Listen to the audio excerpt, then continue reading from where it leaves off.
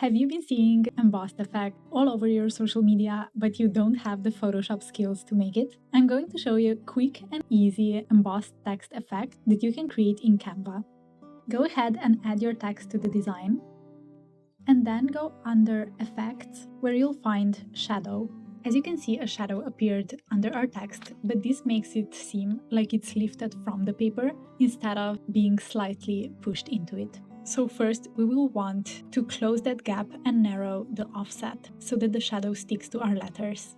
Next, you'll choose the direction of your shadow, and you can also add a little blur. Depending on your background, you can set the transparency of your shadow as well. And now we'll go back into our text block and duplicate it. We'll go back under Effects, and now we have to make sure that our second text has the shadow in the exact opposite direction and the opposite color. So we had black before, we want a light shadow now to create a highlight. We'll send our light shadow text to the background and change the text color to our background color. You can play around with the direction and transparency of the shadows, as this will greatly depend on your design, your background, and your font. But the most important thing is that you have the shadows in two opposite directions and that you are choosing a light and a dark color for the shadows. So if you want your design to stand out more, you can have your shadows a bit more prominent.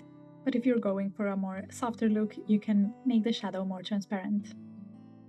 When you're happy with how your text looks, you can now feel free to overlap with images or other fonts, but then the most important trick is to find a texture and overlap everything with it. This will create that analog, tactile look and make your design a bit less digital.